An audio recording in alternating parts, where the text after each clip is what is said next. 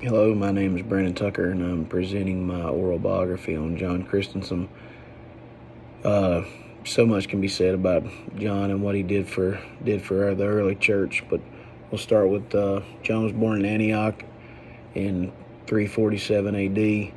His mother, depending on what scholars you look up, could be presented as a pagan or as a Christian.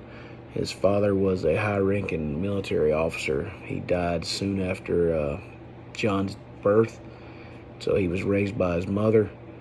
He was baptized around 368, 373 A.D.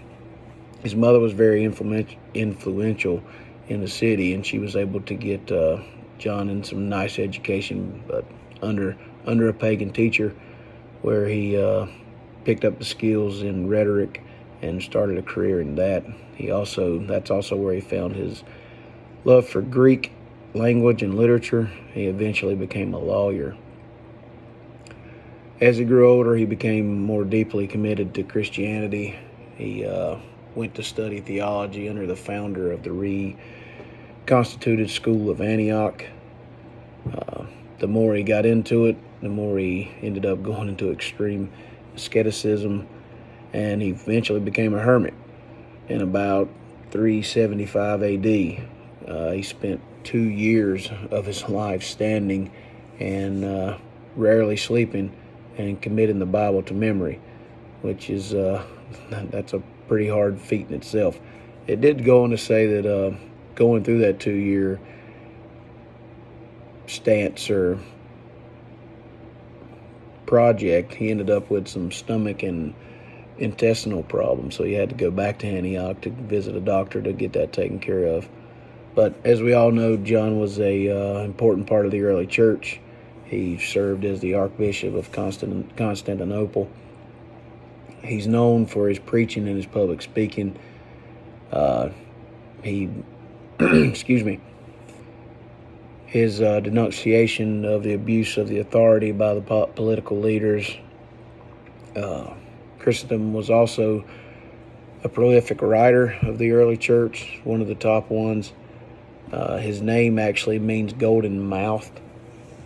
He is honored as a saint in the Oriental Orthodox Church, Eastern Orthodox Church, Catholic and Lutheran churches, and some others as well. Actually, in the Eastern Orthodox Church, they hold him in high regard as one of the three hierarchies. The Roman Catholic Church actually recognizes him as the doctor of the church. And a neat little thing I found, he's allegedly responsible for leading a mob to destroy the Temple of Artemis. It was one of the 7 wonders of the ancient world, and he was supposedly destroyed it for the second and final time. Cyril of Alexandria attributed destruction of the temple to John, referring to him as the destroyer of the demons and the overthrower of the temple of Diana. Some famous quotes I found from John I really kind of liked. I found 2 that I wanted to share with everyone. One is, "There's nothing colder than a Christian who does not seek to save others." You know, we all have that opportunity to share the gospel, and how much do we miss those opportunities when God gives them to us every single day. That one kind of really hit home to me. And the last one was one we all should probably listen to very closely. It says, "Let us guard our tongue, not that we should always be silent, but that we should speak at the proper time." Those last 2 quotes right there, and knowing when to say what and knowing when to listen, and then being out there sharing the gospel and helping lead others to Christ. I mean, those are 2 pretty hard quotes, humbling quotes to some of us who like to talk a lot, but that is my oral biography of John Chrysostom. I appreciate you guys taking the time to watch.